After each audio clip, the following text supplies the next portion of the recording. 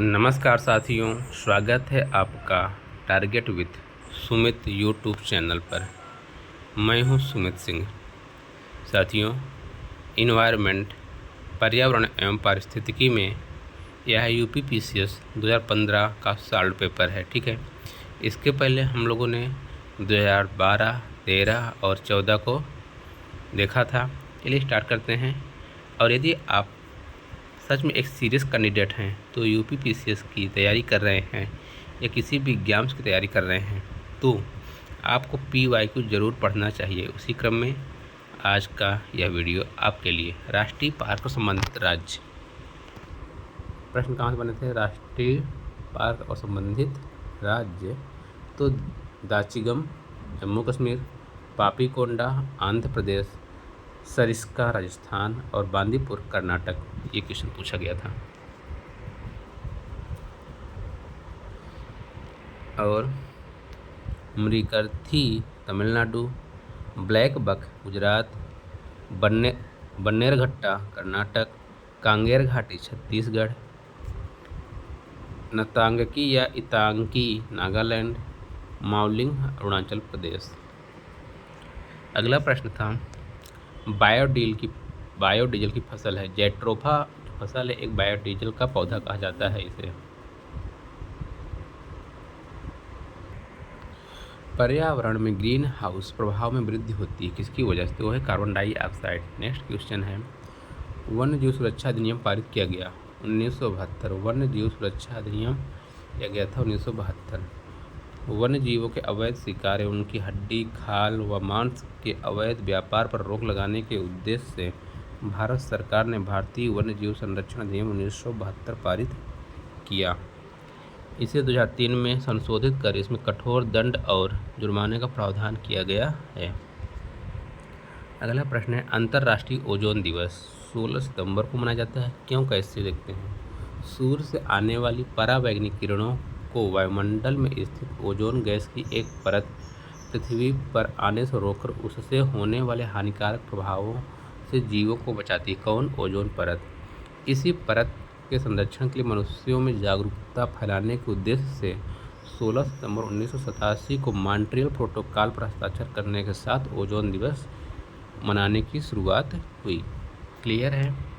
जैव विविधता के कम होने का मुख्य कारण क्या है? आवासीय विनाश। जितने ज़्यादा आवास बनेंगे उतनी जैव विविधता कम होती जाएगी। जैव विविधता का सबसे महत्वपूर्ण पहलू है पारिस्थितिकी तंत्र का निर्वहन।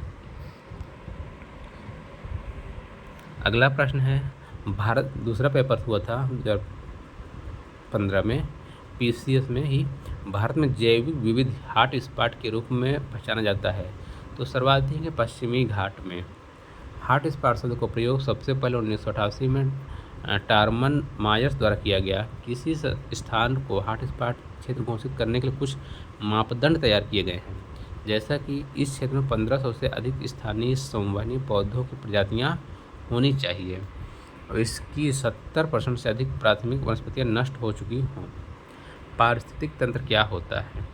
पारिस्थितिक तंत्र एक खुला तंत्र है जिसमें पदार्थों का तथा ऊर्जा का सतत निवेश तथा बहिर्गमन होता है। यह अजैविक एवं जैविक दोनों संघटकों से युक्त होता है। यह प्राकृतिक संसाधनों से युक्त होता है तथा इसकी स्वयं की उत्पादकता होती है। इसकी औसत शुद्ध प्राथमिक उत्पादकता सबसे कम है शीतोष्ण कटिबंधीय घास प्रदेश में।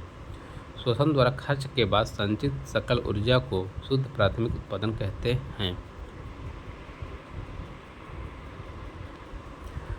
प्रथम विश्व जलवायु सम्मेलन 1979 जिनेवा में। प्रथम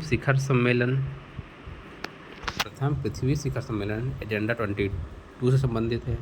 पृथ्वी शिखर सम्मेलन प्लस 1997 न्यूयॉर्क से संबंधित है। मॉन्ट्रियल प्रोटोकॉल ओजोन से संबंधित है। कौन सा सागरीय राष्ट्रीय उद्यान है? मन्नार की खाड़ी जो एक सागरीय राष्ट्रीय उद्यान है। मन्नार की खाड़ी समुद्र तटीय पार्क हिंद महासागर में तमिलनाडु के समीप स्थित है।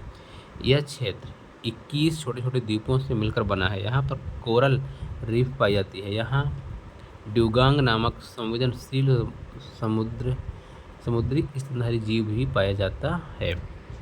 इसके आगे किससे जलवायु परिवर्तन का क्रायोजेनिक संकेतक प्राप्त किया जाता है? किससे जलवायु परिवर्तन का क्रायोजेनिक संकेतक प्राप्त किया जाता है? यह है आइस कोर से। किससे? आइस कोर से। जलवायु परिवर्तन के साक्ष्यों को जलवायु परिवर्तन के संकेतक कहते हैं। जलवायु परिवर्तन के साक्ष्यों को जलवायु परिवर्तन के संकेतक कहते हैं। क्रायोजेनिक संकेतक आइस कोर बर्फ का टुकड़ा से प्राप्त किया जाता है। क्रायोजेनिक संकेतक याद रखिए, क्रायोजेनिक किससे संबंधित है? आइस कोर से। कौन जलवायु परिवर्तन के खगोलीय सिद्धांतों से संबंधित नहीं है? सौर विकिरण ऊर्जा। यह सौर विकिरण है। जलवायु परिवर्तन के खगोलीय सिद्धांतों के अंतर्गत पृथ्वी की कक्षा की उत्केंद्रता, पृथ्वी के घूर्णन अक्ष की तिर्यकता, विषुव अयन आदि शामिल हैं। मृदा से संबंधित है इडेफिक।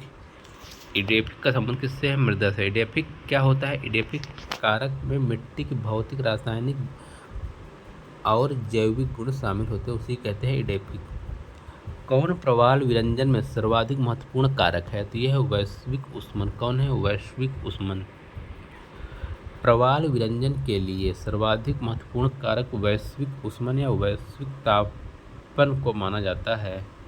प्रवाल विरंजन के अन्य कारकों में प्रवाल शैलों का खनन, प्रवाल रोगों का फैलना, समुद्री प्रदूषण, जहाज़ों की धुलाई, परमाणु परीक्षण आदि शामिल है।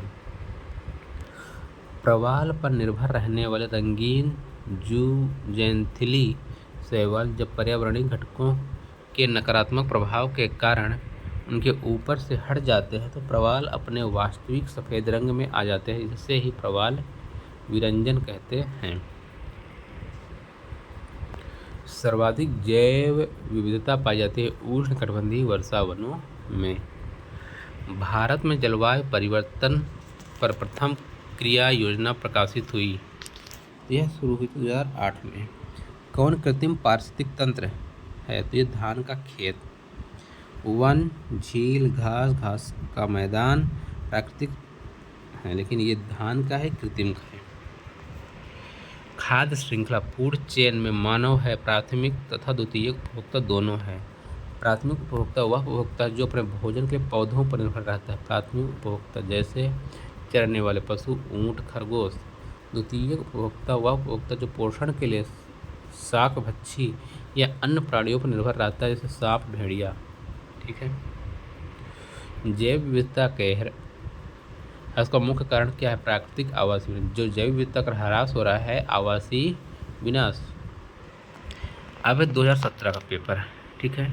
सबके लिए सतत ऊर्जा दशक पहल है संयुक्त राष्ट्र संघ के द्वारा। संयुक्त राष्ट्र संघ ने सर्वसम्मति से दशक 2014 से 24 को सतत ऊर्जा दशक घोषित किया। सतत ऊर्जा से तात्पर्य जो न तो प्रदूषणकारी और न ही जिसका प्राकृतिक संसाधनों पर विपरीत प्रभाव पड़ता हो। भोपाल गैस दुर्घटना मिथाइल आइसोसाइनेट का रिसाव था 3 दिसंबर 1984 को। ग्रीन हाउस गैस और उनका स्रोत। कार्बन डाइऑक्साइड कहाँ से प्राप्त होगा? थर्मल पावर स्टेशन से, क्लोरोफ्लोरोकार्बन, रेफ्रिजरेटर और एयर कंडीशनर से, नाइट्रस ऑक्साइड जलमग्न धान का खेत और सल्फर डाइऑक्साइड ईंट के भट्ठे से। हवा में तैरते हुए श्वसनीय सूक्ष्म कणों का आकार होता है 5 माइक्रोन से कम। कथन ए, भारत में जलवायु परिवर्तन से रासायनिक तनाव बढ़ रहा है। मौसम की चरम दशा की बारंबारता एवं तीव्रता से खाद्य सुरक्षा पर गंभीर प्रभाव पड़ेंगे। तो यहाँ पर देखिए, ये दोनों कथन सही हो रहे हैं और दोनों क्या कर रहे हैं? व्याख्या कर रहे हैं दूसरे की। जीव से जैवमंडल तक जैविक संगठन का सही क्रम जनसंख्या, समुदाय, पारिस्थितिकी तंत्र और भूदृश्य। जैव विविधता को अधिकतम संकट है। जैव विविधता को अधिकतम संकट है प्राकृतिक निवास एवं वनस्पतियों के विनाश से। जैव विविधता, जैसे घर बनेंगे, नगरीकरण बढ़ेगा, औद्योगिकीकरण बढ़ेगा, तो जैव विविधता क्या होगा? नष्ट होगा। यही है। ठीक है। विश्व पर्यावरण दिवस 5 जून को, पृथ्वी दिवस 22 अप्रैल, तंबाकू 31 मई और ओजोन दिवस 16 सितंबर। भारत सरकार ने वन संरक्षण अधिनियम किस वर्ष अधिनियमित किया? 1980 में। भारत के प्रमुख पर्यावरण कानूनों की सूची: भारतीय वन अधिनियम 1927, वन जल संरक्षण अधिनियम 1974, वायु संरक्षण एवं प्रदूषण अधिनियम 1981, जैव विविधता अधिनियम 2000 और राष्ट्रीय हरित अधिकरण अधिनियम 2010। कितना? 2010। तो साथियों ये रहे आपके 2015, 16, 17 3 साल के पेपर। ठीक है, इसके अगले वीडियो में हम लोग 2018 की बात करेंगे। आपको वीडियो कैसा लगा, कंटेंट कैसा लगा? यदि आप चाहते हैं कुछ और सुधार के लिए बताइएगा, और यदि आपको वीडियो अच्छी लगी तो अपने दोस्तों के साथ शेयर कीजिएगा और चैनल को सब्सक्राइब कर लीजिएगा और एक छोटी बटन लाइक पर भी दबा देंगे, है ना। जय हिंद, जय भारत।